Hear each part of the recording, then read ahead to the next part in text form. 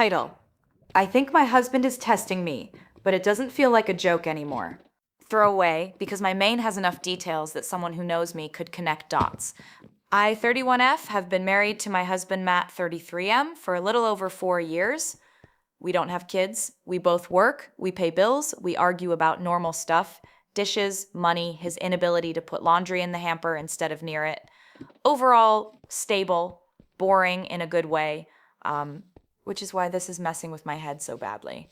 2 weeks ago, Matt came home later than usual. Not cheating later, just later. He was weird, not angry, just tight, like he'd been holding his breath all day. He kissed me, said he was tired, and went straight to shower.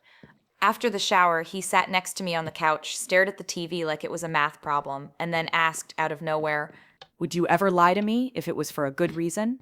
I laughed because what kind of question is that? I said, like, surprise party lie? Sure. He didn't laugh. He just nodded like he was filing it away. Then he asked another one. If someone told you something bad about me, would you tell me? Or would you keep it to yourself until you were sure? I asked him what was going on. He shrugged, said it was just a thought, and changed the subject. The next day, he started doing these little tests. Not in a dramatic way.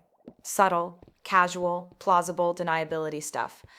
He'd leave his phone face up on the counter and walk away. He'd ask me to grab it for him and just read the message.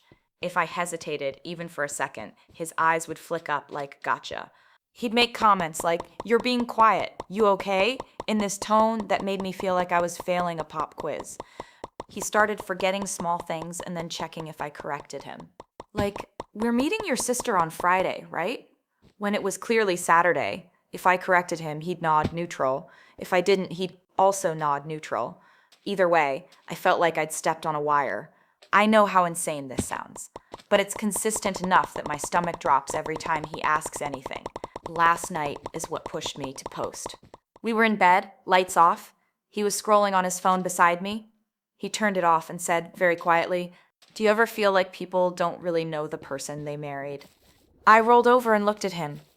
His face in the dark looked blank. Not sad, not angry, like he'd gone smooth.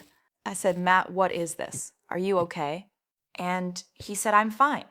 Then he added, "I just want to know if you're solid." I didn't know what to say. I am solid. I've never cheated. I don't lie. I don't have secret credit cards. I'm boring. I'm so boring. I read ingredient labels for fun. But he's acting like he's waiting for me to slip. I asked him outright if someone had told him something, if he thought I was hiding something. If he was hiding something, he just kissed my forehead and said, No, just answer me honestly when I ask you things. Now I'm sitting here at 1 a.m. staring at my ceiling, feeling like I'm in trouble for something I haven't done. Is this anxiety? Is he spiraling? Is this some weird masculinity podcast nonsense? Is it possible he's projecting? I don't know whether to push harder, give him space, or start quietly, preparing for the possibility that my marriage has a rot I can't see. I'm posting because I feel like if I bring this up to friends, it'll instantly become he's cheating or divorce him. And I want a reality check first. What would you do? Update 1. 2-3 days later. Okay, a lot has happened in a short time, and I feel like I'm living inside a glass box where everyone is watching me. First, thank you to everyone who told me this sounds like paranoia/projection, red pill garbage. I hated reading it because it felt too dramatic, but it also made me feel less crazy. Second, I tried to talk to him. 2 nights ago, I sat Matt down at the kitchen table. Not in an ambush way, just, "Hey, we need to talk." I kept it calm. I said I felt like he was testing me. I said I didn't understand why. I asked him if something happened at work, or if he heard something about me, or if he needed help.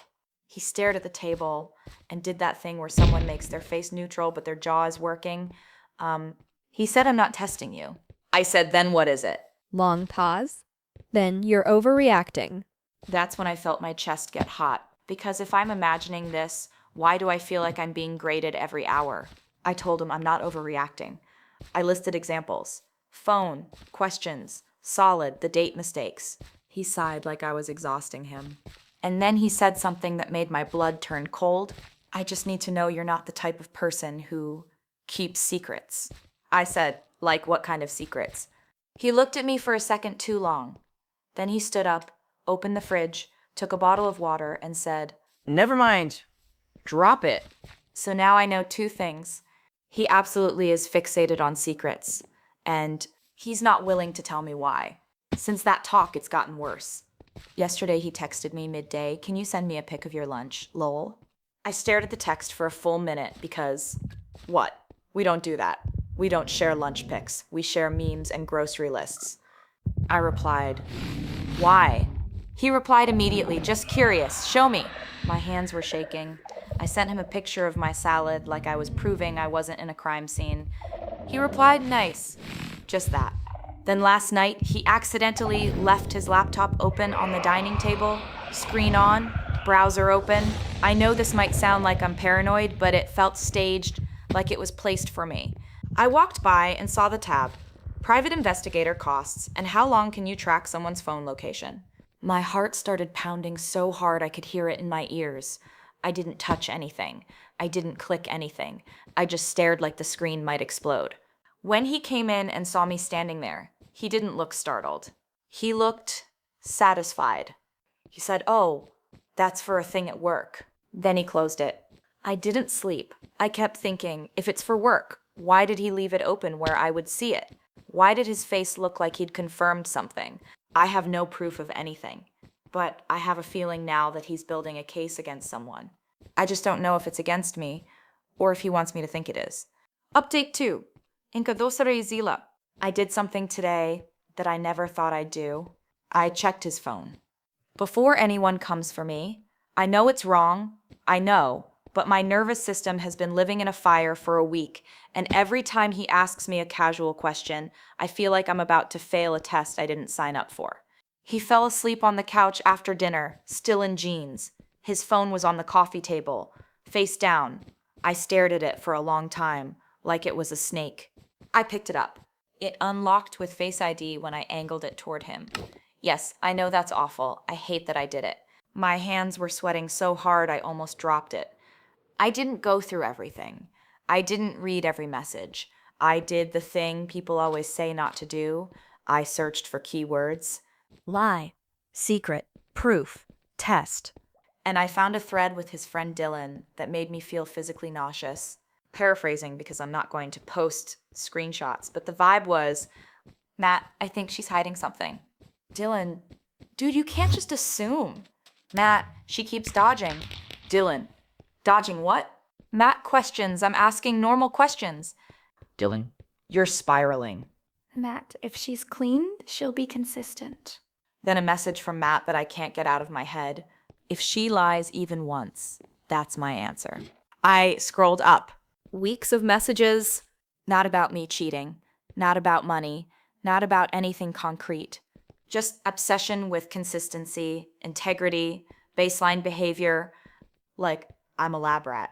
There was also a link Dylan sent him, a video about catching deception and microexpressions. One of those pseudoscience body language expert things. But here's the part that actually changed my understanding of everything. There was one message from Matt to Dylan just 2 days ago. "I'm going to leave the laptop open. If she snoops, she's guilty." I had to sit down on the floor because I got dizzy. So it's not just that he's paranoid. He's setting traps. And he thinks my reaction to the trap is evidence of what? Being a human being? I put his phone back like it burned me. I went to the bathroom and stared at myself in the mirror like I was trying to figure out how I got here. All day today, I've been replaying every interaction, every question, every casual test. He's not asking because he's curious. He's asking because he wants a reason. I don't even know what he wants a reason for. Divorce? Justification? A story he can tell himself? And now I'm terrified, because if he's willing to stage evidence, what else is he willing to do? I also feel sick because I snooped. I stepped into the trap. Even though he doesn't know, I feel like I just handed him a weapon if he ever finds out. Tonight, he was extra gentle, made tea, asked me how my day was, rubbed my shoulders, and I couldn't stop thinking, is he being nice because he feels guilty or because he thinks he's winning? Update 3. Ledalkateva or Zila. I confronted him. Not in the way I planned. I didn't plan at all, actually. This morning he asked me, "Did you go into my office yesterday?" I froze. Instinctively, it was a split second, but I felt my face go hot. I said, "Why?" He smiled without showing teeth. "Just wondering." My whole body went cold. I said, "Are you doing that thing again? Testing me?" He shrugged. "You keep calling it testing." I said, "Because it is." He leaned back in his chair like he was getting comfortable for a movie. And I don't know what came over me. Maybe the lack of sleep. Maybe the fact that my stomach has been in knots for days. But I said, "I saw what you texted Dylan." His eyes changed. That's the only way I can describe it. The blankness dropped, and something sharp came up behind it. He said, "You went through my phone?" I said, "Yes." His nostrils flared. He didn't yell. He didn't explode. He got very quiet. He said, "So you are the kind of person who keeps secrets." I almost laughed because it was so backwards. Like he'd been waiting for me to confess a crime, and all I did was confirm I'm scared. I said, "Matt, you literally wrote that you were going to leave your laptop open as a trap. You're setting up scenarios to make me look guilty." He said, "If you didn't do anything, you wouldn't need to snoop." I said, "If you trusted me, you wouldn't need traps."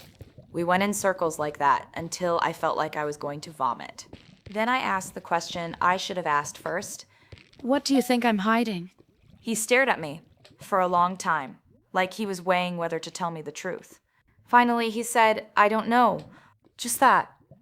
I don't know." And I snapped. I started crying, but it wasn't pretty crying. It was angry, ugly crying, the kind where your throat hurts and your face feels like it's swelling. I said, "So you've been torturing me because of a feeling?" He stood up and started pacing. He ran his hands through his hair like he was trying to peel his own thoughts off his scalp. He said, "I've seen this happen before." I asked, "What happened?" He stopped pacing and looked at me like I'd asked the wrong question. "My dad," he said. "My mom." I knew his dad had cheated when he was a teenager. I knew it messed him up. I didn't know he was here again. He said, "My mom didn't see it coming. She trusted him. She was solid. And he cut himself off, jaw clenched. I'm not going to be blindsided." I felt something in me soften for about 3 seconds, and then the anger came back because I realized he wasn't treating me like his wife. He was treating me like a future villain in his origin story. I said, "So you're making me pay for what your dad did?" He said, "Don't make it sound like that." I said, "What else is it?" He didn't answer. I told him I needed space. I packed a bag and went to my sister's place. He didn't try to stop me. He didn't say, "Please don't go." He just stood in the doorway and watched me like I was Data.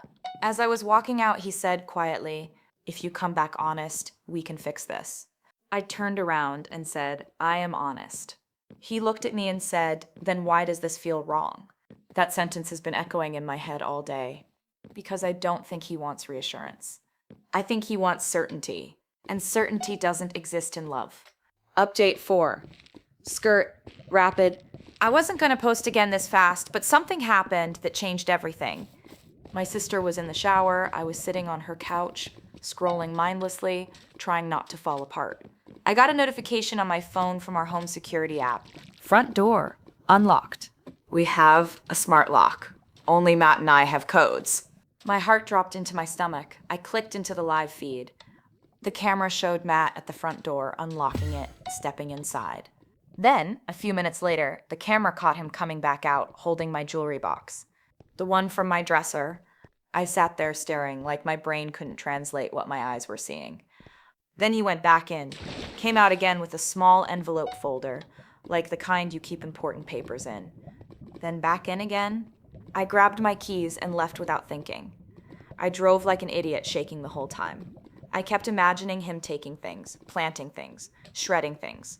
I couldn't even form a coherent story, just panic. When I got to the house, his car was there.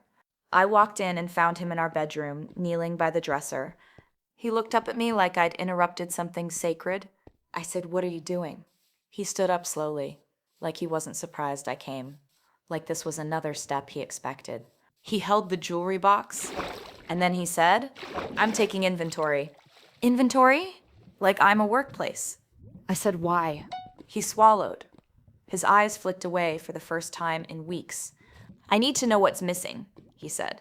I said, "What would be missing?" He didn't answer. Then I noticed something on the bed. My old laptop, the one I haven't used in months. Open. Screen on. My blood went icy. I said, "Did you go through my laptop?" He looked me dead in the eyes and said, "If you have nothing to hide, why are you acting like this?" That was the moment something in me clicked. This wasn't fear. This was control. And I realized he wasn't looking for the truth. He was building a reality where he's always right and I'm always suspect. I took my laptop, slammed it shut, and said, "I'm done." He stepped closer, voice calm, almost gentle. You're running because you're guilty. I said, "I'm leaving because you're scary."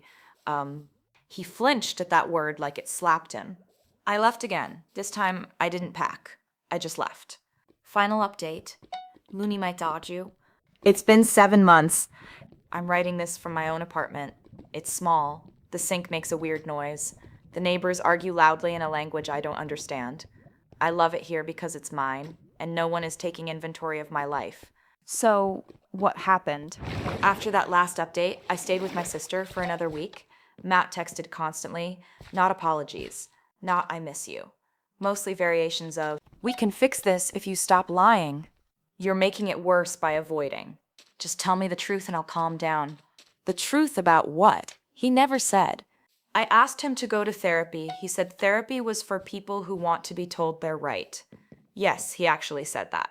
I told him I would not come home unless we did couples counseling. He refused. Then, a month later, I got an email from a lawyer. Matt filed for divorce. I wish I could say I was shocked. I wasn't. I felt weirdly relieved, like the storm had finally picked a direction instead of circling above my head. But the divorce filing had something attached, a list of concerns. It included inconsistent behavior, unwillingness to provide reassurance, violation of privacy, phone access, possible concealment of assets. I stared at those words and started laughing, and then crying, because it was so absurd. He turned my reaction to being controlled into evidence that I was untrustworthy. Here's the twist, though. The thing that made me stop blaming myself so much. During the legal process, our financial disclosures were required.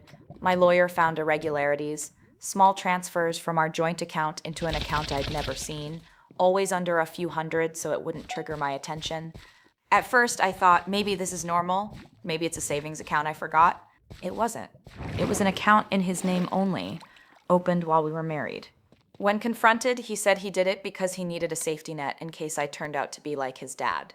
He had been slowly siphoning money while accusing me of hiding things. Then came the part that still makes my stomach turn. Remember him taking inventory of my jewelry and papers?